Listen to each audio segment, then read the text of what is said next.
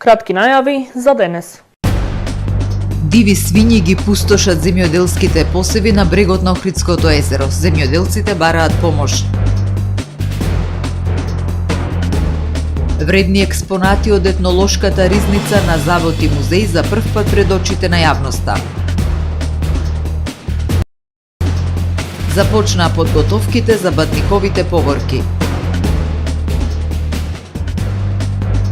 Со миграција на ученици од училиштата од руралните кон градските средини до поквалитетна настава и заштеда на средства, вели министерката Јаневска.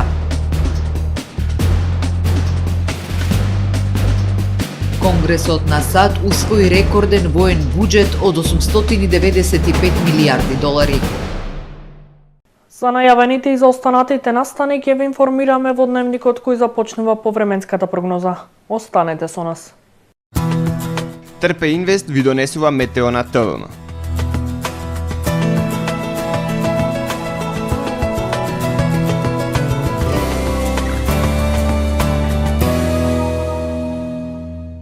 Денес во Охрид по магловитото и студено утро, во текот на денот имавме умерено облачно време со повремени сончеви периоди и максимална дневна температура до 7 степени Целзиусови. Во петок над источна и југоисточна Европа ќе доминира поле на висок воздушен притисок, кој што ќе условува стабилно и студено време со локална облачност. Стабилно и студено време со зголемена облачност ќе превладува и во централна и северна Европа. Во западните и југозападните предели ќе превладува умерено облачно и нестабилно време со врнежи од дожд, а на југ од Скандинавија со врнежи од снег. На Балканскиот полуостров утре ќе превладува претежно сончево време со појава на локална облачност. Максималните дневни температури ќе се движат во интервал од 3 до 14 степени. Во Македонија во петок студено утро со појава на умерен мраз и ниски утрински температури кои што ќе се движат во интервал од -7 до 1 степен. По одделни котлини ќе има појава на магла. Во текот на денот ќе превладува претежно сончево време со појава на локална облачност. Ќе дува умерен североисточен и северозападен ветер. Максималните дневни температури во Македонија утре ќе се движат во интервал од 3 до 12 степени. Во Охрид во петок студено утро со утринска температура од -1 степен. Во текот на денот ќе преовладува претежно сончево време со појава на локална облачност. Максималната дневна температура ќе достигне до 8 степени. Во Охрид во сабота по студеното утро во текот на денот ќе преовладува умерено облачно време со сончеви периоди. Во доцните попладневни и во вечерните часови нестабилно време со врнежи од дожд. Минималната температура од -2 степени, додека пак дневната ќе достигне до 5 степени. Во недела облачно време со слаби врнежи од дожд и свежо. Минималната температура од 3 степени, додека пак дневната ќе достигне до 7 степени. Во понеделник умерено облачно и свежо време со повремени сончеви периоди. Минималната температура од 0 степени, додека пак дневната ќе достигне до 7 степени Целзиусови.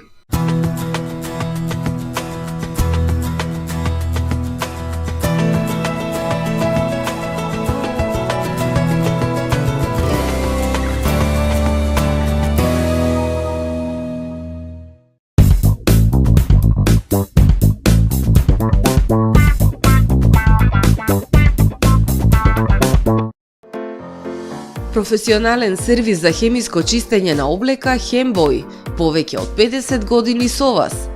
Единствени во регионов работиме со dry cleaning или суво чистење. Не дозволуваме импровизации во вашата деликатна. Хембој работи по сите европски сертификати и стандарди со најсовремени машини и методи за dry cleaning, она што го бара производителот на вашата облека за правилно одржување на истата.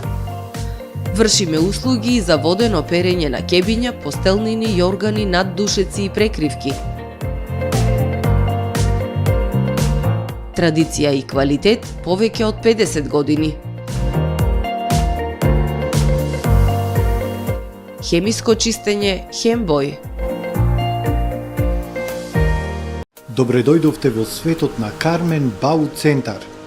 Во беспрекорно уреден продажен простор, купувањето во еден Бау Центар никогаш не било попријатно. Со гордост ви го представуваме нашиот шоурум Мараци со најголем избор на плочки од мараци и санитарија од светски познатите брендови Грое, Колпасан, Идеал Стандарт, Рока, Унитас. На располагање ви е нашиот архитект кој ќе ви помогне во осмислување на вашиот проект. Располагаме со најбогатата палета на ламинат во државава. Одберете од 100 различни дизајни на Swiss Chrono. Покрај стандардниот избор на фасадните системи Knauf и Бекамент, ви нудиме богат избор на професионален алат на реномираните производители Bosch и DeWalt. Кармен Бауцентар на улица Железничка. Тамаро е 25 години охридски водечки лидер и препознатлив бренд. Обуките од менаџерскиот тим се доказ за максимална посветеност кон вработените. Тамаро Холдингот се грижи за организацијата и на време пренесените информации кои отсликуваат тимската работа. Секој успех на вработениот е успех и на компанијата. Маркетите располагаат со производи со висок квалитет од секакви брендови по одлични цени. Вкусните печива од Анабела пекарата се веќе омилен појадок на многу потрошувачи во Охрид. Анабела кујната услужува голем број на потрошувачи и компании.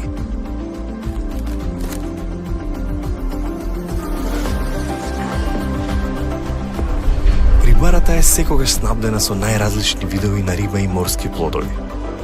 А месарниците располагаат со свежо месо и месни производи во секое време. Уживајте во својот охридски домаќин. Тамаро, повеќе од маркет.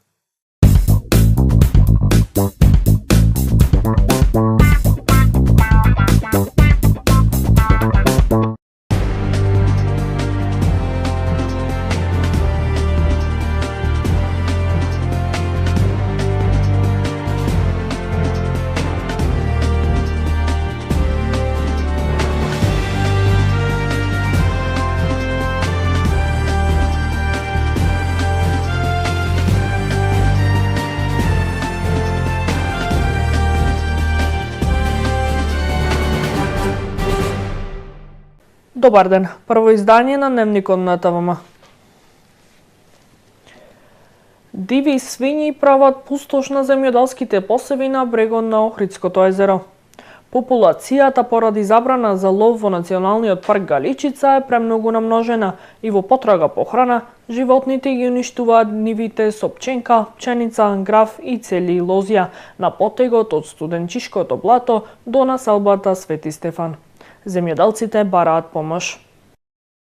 Диви свињи ги пустошат земјоделските посеви на брегот на Охридското езеро. Земјоделците се жалат потполно уништени им се нивите со пченка, пченица, графи и цели лозја. Повеќе групи диви свињи уништуваат по стотици квадрати насади дневно од Студенчишкото блато до населбата Свети Стефан. И покрај тоа нивите ги оградени со мрежи, штетите на земјоделците се огромни. Поднеодилне преку местна заедница, документовано. Поднеселне барање до општина Охрид, до градоначалникот, до Министерство за земјоделие и до Национален парк. Значи, добивме одговор од општина и се откажаа дека тие не се надлежни, го посочија дека е надлежен Националниот парк. Истиот одговор го добивме и од Министерство за земјоделие, дека надлежен е Националниот парк. Тие не биле надлежни. А од Национален парк писмено немаме одговор уште добиено. Секоја година се појќе и појќе штета имат. Нешто и оградив, ама изгледа ефект немат. Сега никој не преземат да се реши проблемов, надлежни немат и изгледа саќе да го оставиме да ни ги работаме нивите. Ова е сликата на една од опустошените ниви, кои што се секојдневно на удар на дивите свињи, од потегот Свети Стефан до градот Охрид.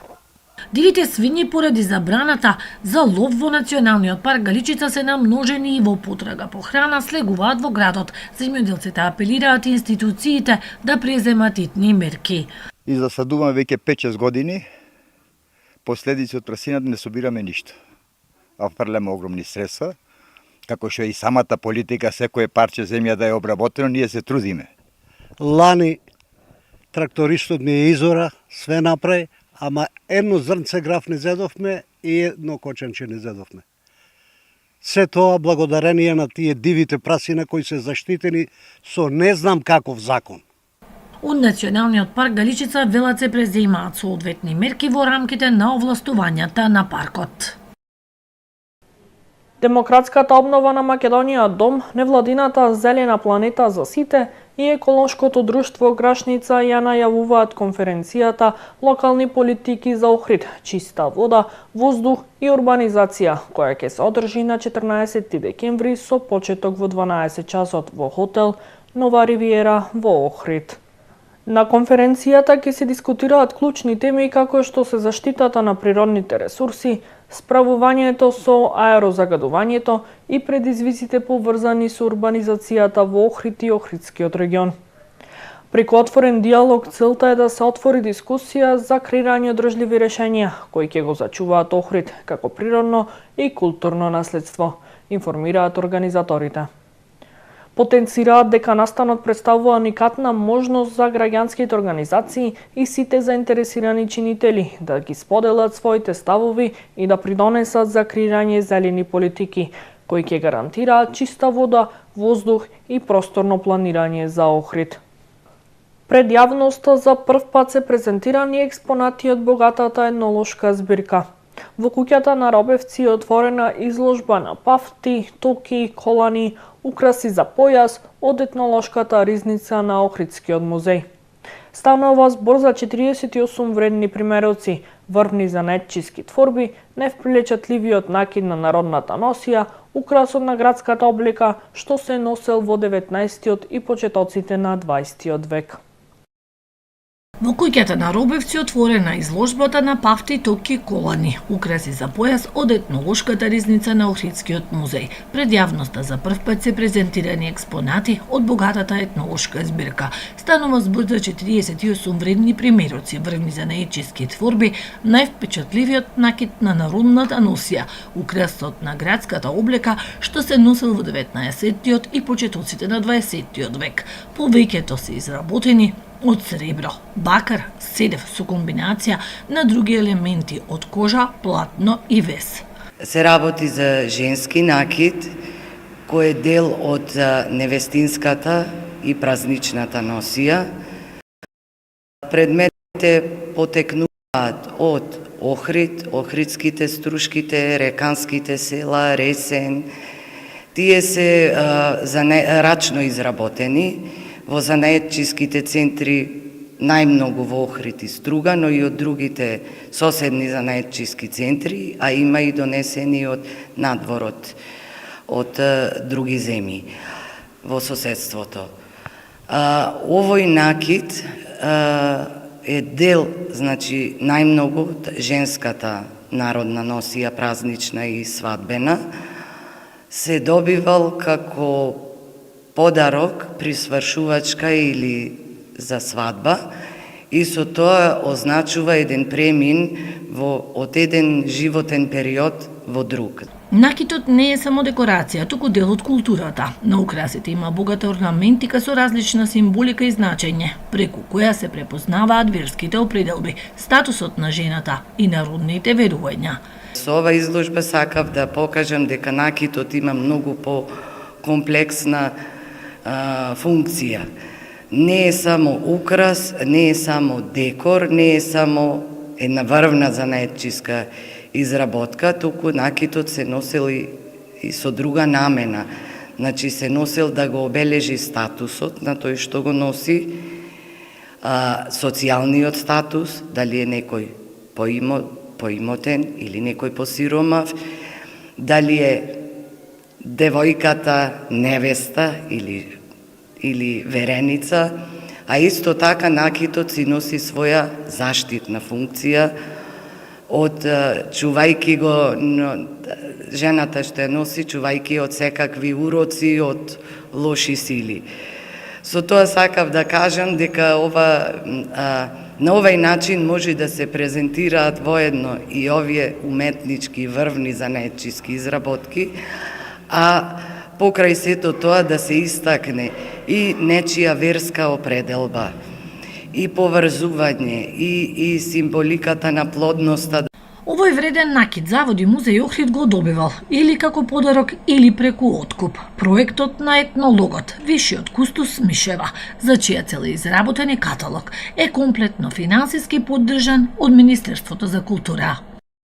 Започнуваат подготовките за бадниковите поворки. Организаторите информираат дека пробите за дечињата ќе се одржуваат секоја сабота, почнувајќи од 14 декември во 12 часот во спортската сала на Основното училиште Христо Узунов во Охрид. Во поворката, во која секоја година учествуваат стотици дечиња, традиционално се одржува со дефиле низ улиците на градот, а пристигнувањето е на плоштадот Свети Климент Охридски, каде ќе биде поставена Божикната пештера, која го навестува Христовото раѓање. Сите заинтересирани кои сакаат да учествуваат во поворката, подетални информации можат да добијат на телефонскиот број 078 271 793 и на Facebook страницата Бадникови поворки Охрид.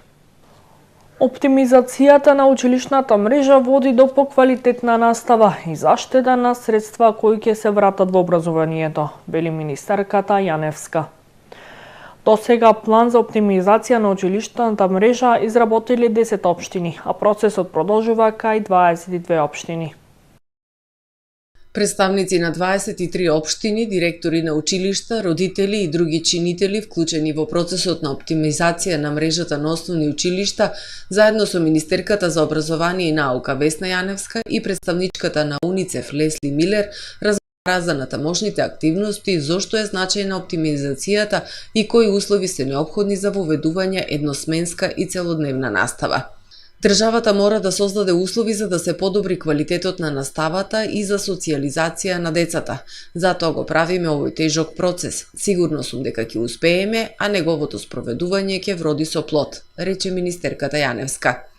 Таа објасни дека децата кои учат во училишта во руралните средини со по 5, 15, 18 ученици во комбинирани паралелки треба да се придвижат кон централните училишта или кон најблиското училиште. Така најмногу добиваат децата, се социјализираат, се развива надпревар, имаат мотив повеќе да учат, вели Јаневска. Корист имаат децата, корист има и државата. Нема да трошиме средства на одржување на многу училишта и тие средства ќе се пренасочат кон учењето на децата.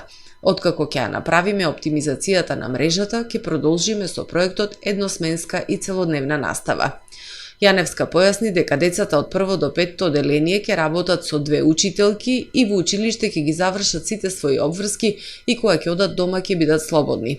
Од 6 до 9 оделение и во средно ќе одат на училиште само наутро, тогаш се најефикасни и учениците и наставниците, изјави министерката, додавајќи дека процесот бара време, анализи и не може брзо да се спроведе, но е неопходен за поквалитетно образование.